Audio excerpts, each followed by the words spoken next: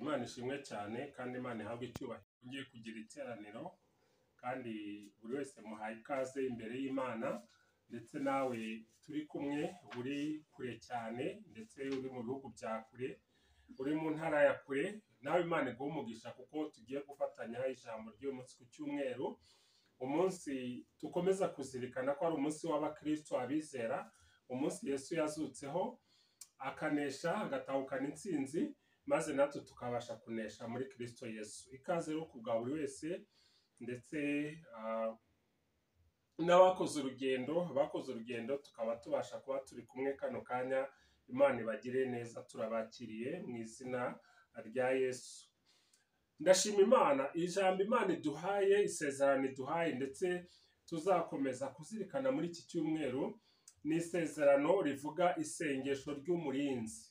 Isengesho ry'umurinzi. Dusome muri Yesaya twasomeye igice cya 62, twasomeye umurongo wa 6 kugeza ku murongo wa 12, ariko ndagira ngo ngaruke ku mirongo mike cyane, noneho dukomeze twakira umugisha uva ku Mana. Yesaya 62 umurongo wa 6 uravuga ngo, yewe Yerusalemu ushyize abarinzi ku nkike zawe, ntibazaceceka ku manywa na nijoro, yemwe abibutse Uwiteka ntimugatuze. Umurongo wa 7, kandi ntimukamuhwemere kugeza ubwo azakomeza Yerusalemu akahahindura ishimwe mu isi. Umurongo wa 10, nimusohoke munyure mu marembo, mutunganirize abantu inzira, mutumburure inzira nyabagendwa, muyikuremo amabuye, mushingire amahanga ibendera. Imana ishimwe cyane, Imana ihabwe icyubahiro. Imana ni nziza. Shima Imana cyane kuko dufite umwanya nk'uyu nguyu wo kuba imbere yawo mu buryo bw'amateraniro, kuko ijambo ry'Imana muri Matayo 18 umurongo wa 20 haratubwira ngo, aho 2 cyangwa 3 bateranye mu izina ryanjye, wowe Uwiteka Imana ivuga, ndaza nkaba hagati muri bo. Kubw'ibyo rero uyu munsi umenye ngo Imana iri kumwe natwe, umenye ngo Imana iri kumwe nawe, kandi irashaka kumva gusenga kwawe, irashaka kukuganiriza, ndetse irashaka kuguha ibisubizo by'amasengesho. Imana ishimwe cyane. Twaririmbye iriya ndirimbo y'ijana 74 ngo, jya uba maso ku manywa na nijoro, jya uba maso igihe cyose. Kubera iki? Kuko hari umwanzi uduhiga. Kubw'ibyo rero ubwo n'ubutumwa bwiza Imana iduhaye n'imbuzi kugira ngo tube maso. Isengesho ry'umurinzi. Reka mbabwire, buriya Abisirayeli mbere yuko bisanga mu buretwa bwo muri Egiputa, na mbere hose batarajya muri Egiputa bari bafite uburetwa bwabagendagaho. Bumeze gute rero? Tekereza kugira ngo abavandimwe ba Yosefu bamugurishe, abashe kugenda bamugurishe n'abanyamahanga, abantu batazi, bamureke umuvandimwe wabo agende. Ni ukuvuga ngo abo Bisirayeli, abo bene Yakobo bari bafite ikibazo na mbere yuko bisanga mu buretwa bwo muri Egiputa. Kandi bamaze no gusohoka, ntabwo basohotse ngo basohoke biyambure ibibaremerera byose, bivanemo uburetwa bwo muri Egiputa. Barasohotse n'ibyo kubw'umugambi mwiza w'agakiza Imana itanga, ariko baje gusohoka n'ubundi bagifite ubundi buretwa bwo mu buryo bw'umwuka. Baje gusohoka n'ubundi batarasobanukirwa Imana neza, ahubwo bagakomeza gutekereza ibyo muri Egiputa, bagakomeza gutekereza ibyo baryagayo, bagakomeza gutekereza ibyo banywagayo, bagakomeza gutekereza n'imva bahambwagamo. Byose barabitekerezaga kandi bari mu rugendo rw'agakiza. Uyu munsi rero Imana iduhaye ubutumwa bw'isengesho ry'umurinzi, ni ukugira ngo tubashe kwiyambura ibituremerera byose, tubashe kujya imbere y'Imana tuganira nayo kandi duhagaze nk'abarinzi. Imana ishimwe cyane. Hari abafashe rero ibanga, hari bake. Murabizi ko igihe cyageze Abisirayeli kuko bakomeje kwiyobagiza no kwivangavanga n'imana z'abanyamahanga barageze n'i Kanani, byabaye ngombwa yuko Imana yemera ko abami b'i Babuloni bagaba igitero, batwara Abisirayeli nk'abanyagano, babatwara nk'iminyago. Ariko muri abo bagiye nk'abanyagano, hari bakeya basobanukiwe isengesho ry'umurinzi, hari bakeya basobanukiwe ibanga ryo kuva mu bunyage. Ibanga ryo kuva mu bunyage ni isengesho ry'umurinzi. Ni umurinzi w'amasaha 24. Muri abo ngabo harimo Daniyeli. Daniyeli tuzamugarukaho ku cyumweru. ku cyumweru gitaha tuzagira umwanya uhagije wo kuganira kuri Daniyeli, buryo ki Daniyeli ageze i Babuloni yahise afata umwanzuro avuga ati ntabwo nziyandurisha ibyo kurya by'ibwami, ntabwo nziyandurisha ikintu cyose nsanze i Babuloni. Uwo ni Daniyeli, harimo na Shadarake na Meshake na Abedenego. Abo ngabo nabo ni abasore bageze i Babuloni bavuga ati turagomba kurinda ubuhamya bwacu, ntabwo tugomba gupfukamira abayari, ntabwo tugomba gupfukamira no gusenga ibigirwamana. Ni igitangaza cyane. Harimo Esiteri nawe. Esiteri nawe yari ari muri abo ngabo bari barajyanywe mu bunyage, ariko yabashije guhagarara nk'intwari kubwo gukiza bene wabo. Aravuga ati ndagomba kujya imbere y'umwami nubwo atampamagaye. Ndabizi ko itegeko riravuga ngo ugiye atahamagawe arishwa arapfa, ariko niba ari no gupfa niteguye gupfa, ariko Imana nibishaka ibashe kunkoresha. Ngwesheje umugisha mu izina rya Yesu kugira ngo ijambo n'isezerano Imana iguhaye urifate urigire ryawe, maze nawe uhagarare nk'umurinzi, maze urinde inkike z'i Yerusalemu. Imana ishimwe cyane. Ngo yemwe abibutse Uwiteka nimugatuze kandi ntimukamuhwemere. Haleluya. Jya amaso ku manywa na nijoro. Abibutse Uwiteka ntimugatuze kandi ntimukamuhwemere. Ntabwo Imana inanirwa, nta n'ubwo iruha, ntabwo irambirwa isengesho ryawe. Bishatse kuvuga rero yuko Imana irashaka yuko muri iki cyumweru tubaho ubuzima bwo gusenga. Icyifuzo cyawe ukigumana imbere y'Imana. Ikibazo ufite ugishyira Imana mu byo ukora mu kazi kawe, ukomeze kumva ko Imana iri kumwe nawe. Ibyo wumvisha amatwi yawe ukomeze ubishyire mu isengesho. Ibyo urebesha amaso ubishyire mu isengesho. Imirimo ukora uyishyire mu isengesho. Uwo ni isengesho ry'umurinzi. Iyo ni imibereho y'umuntu w'Imana uyoborwa n'Umwuka Wera. Imana ishimwe cyane. Ndetse ibisubizo ntabwo ari byo bizaba ngombwa mu buzima bwawe, ahubwo icyangombwa ni uko uzisanga usenga Imana. Nicyo gikuru cyane, kuko Imana nibana nawe izaguha ibisubizo, ndetse n'igisubizo nk'icyo yahaye Pawulo iti erega ubuntu bwanjye buraguhagije. Ubuntu bw'Imana, umunezero uva ku Mana. Imana ishimwe cyane. Kubw'ibyo rero Imana irashaka ngo dusenge mu gitondo. Dawidi mu gitondo kare yajyaga imbere y'Imana, ku manywa y'ihangu yabaga ari imbere y'Imana ahimba zaburi n'ibihimbano by'umwuka, kandi agakomeza kuririmba. Imana ishimwe cyane. Nimugoroba ngo ijwi rya Dawidi Imana yaramugendereraga nijoro. Kubera iki? Kuko yabaga asenga.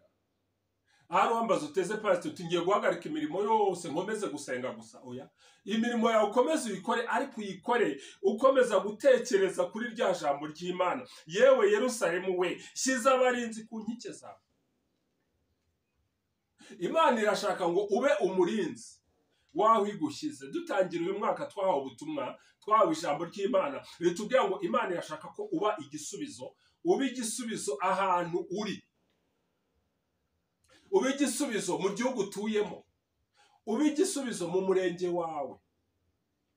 Bishatse kuvuga ngo muri uyu mwaka wose tugiye kurangiza, nawe utekereze, ese Imana yaguhaye igisubizo muri urwo ruhande, muri iryo jambo ry'Imana hari igisubizo, hari icyo Imana yagukoresheje kubw'umuntu umwe cyangwa babiri. Imana ishimwe cyane. Imana irashaka ngo dusenge ubutitsa amasaha 24. Ubutumwa bw'amasaha 24 ni ubutumwa tuzagarukaho kuva ku itariki ya mbere z'umwaka utaha. Tuzagaruka ku ijambo amasaha 24, ndetse tuzakomeza dusobanukirwe amasaha 25 icyo bivuze. Tuzasobanukirwa ibyerekeranye n'iteka ryose, kuko hari abantu barangarira bagakererwa kubishira, kubirangira, kubitamara igihe. Ariko umwaka utaha tuzasobanukirwa yuko hari iby'iteka ryose. Imana ishimwe cyane.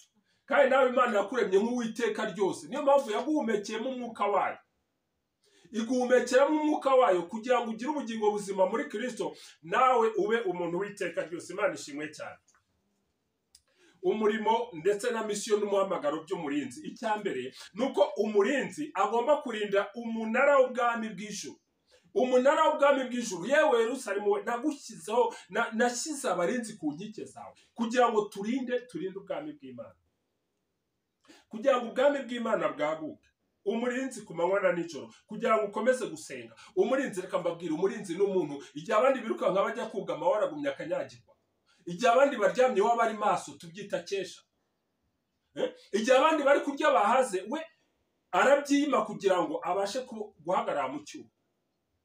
Imana iyo ibonye abantu bahagaze mu cyuho itanga umugisha. Uwo ni umurinzi w'umunara w'ubwami bwo mu ijuru. Yewe Yerusalemu we, nashyize abarinzi ku nkike. Ahantu uri umenye ngo uri umurinzi bene data. Twaje imbere y'Imana kugira ngo twibutse ko turi abarinzi. Tube maso rero. Umurinzi y'abandi bananiwe bicaye arahaguruka agakomeza urugendo. Kuko agomba kuba umurinzi, akarinda abo agomba kurinda, akababera amaso, akarinda ibyo agomba kurinda, agatanga amakuru ku gihe. Kandi akaba yiteguye no gutabara. Imana ishimwe cyane. Icya kabiri, umurimo w'umurinzi n'umuhamagaro agomba gutunganiriza abantu inzira. Nimusohoke munyure mu marembo, mutunganiriza abantu inzira. Mutumburure inzira nyabagendwa, muyikuremo amabuye, mushingire amahanga ibendera. Agomba gutunganya inzira yo guhura n'Imana. Umwami Yesu Kristo aravuga ati nige nzira n'ukuri n'ubugingo, ntawe ujya kwa data ntamujyana. Imana yashaka ngo ube umurinzi usobanukiwe inzira yo guhura n'Imana, kandi uyisobanurira n'abandi. Imana ishimwe cyane. Uwo ni umurinzi. Isengesho ry'umurinzi ni ugusenga ngo Imana igukoreshe kubwo gukiza bene wanyu, kubwo gukiza aho utuye, kubwo gukiza isi ya none. Icya gatatu rero, umurimo w'umurinzi no gushingira amahanga ibendera. Gushingira amahanga ibendera bishatse kuvuga iki rero? Bishatse kuvuga ko ni umurinzi utuma abantu bahembuka, bagira impemburo, utuma abantu baza gusenga, baza mu rusengero. Umurinzi ushingira amahanga ibendera, umurinzi utekereza ivugabutumwa ry'isi yose, umurinzi utekereza kandi agasenga ku bw'ibihugu 137 byo ku isi yose, umurinzi usengera imirenge 416 kugira ngo ubutumwa bwiza bwa Kristo, kuko Kristo niwe gisubizo, bugere kuri buri wese. Kuko nta wundi agakiza kabonerwamo, kuko nta rindi zina ry'aba bari mu isi ryo gukirizwamo usibye irya Yesu Kristo. Imana ishimwe cyane. Ngwesheje umugisha mu izina rya Yesu kugira ngo guhera uyu munsi ube umurinzi uhagaze ku munara kubw'ubwami bwo mu ijuru. Ube umurinzi utunganiriza abantu inzira. Ube umurinzi ushinga ibendera ahantu uri kugira ngo n'abandi nibakureba bizere Kristo. Imana ishimwe cyane. Ngo kugeza ubwo azakomeza i Yerusalemu, kugeza ubwo Uwiteka azamenyekana hano ku isi, kugeza ubwo n'abatizera bazakureba bagahimbaza Data wa twese uri mu ijuru. Yosefu yagiye kwa Potifari. Potifari ntabwo yizeraga Imana ya Yosefu cyangwa y'Abaheburayo, ariko yaramurebye aramwitegereza, aravuga ati mbonye ko umwuka w'Imana ari muri uyu musore, mbonye ko umwuka w'Imana ari muri we, kuko yabonye ko atandukanye. Ubuhamya bw'umurinzi ni ngombwa cyane. Imana ishimwe cyane. Hari imirimo myinshi ugomba gukora, ariko urasabwa gutangira uyu munsi amasengesho y'umurinzi, amasengesho y'amasaha 24, buri kanya, buri segonda, buri saha ugatekereza kandi ukazirikana ko Imana iri kumwe nawe. Bene data batubanjirije batahukanye intsinzi kuko basobanukiwe ibanga rya Emmanuel, Imana hamwe natwe. Senga Imana rero igukoreshe mu kwagura ubwami bwayo. Sengera itorero, usengera abashumba, usengere igihugu, usengere imirenge yose, usengere imigabane yose yo ku isi, kandi Imana iguha umugisha. Ngwesheje umugisha kugira ngo kuva kuri uyu munsi we kwiganyira, ahubwo utangire isengesho ry'umurinzi kandi uhagarare nk'umurinzi. Uwiteka Imana igukoreshe kandi iguha umugisha. Dusenga Imana. Uwiteka Mana, mu izina rya Yesu ushimwe uhimbazwa w'icyubahiro, uruwera kandi urakiranuka, Imana igira neza, Imana idukunda. Wakoze kubw'ijambo ryawe, kandi weretse Yesaya yuko ibanga ryo kuva mu bunyage ari ugukomeza kuba imbere yawe no gusenga no guhagarara mu cyuho. Uwiteka Imana, buri umwe wese wumvise ubutumwa n'iri sezerano umushoboze gukomeza kuba imbere yawe mu buryo bw'amasaha 24, uhereye none ukageza n'iteka ryose, mu izina rya Yesu Kristo umwami n'umukiza wacu. Amen.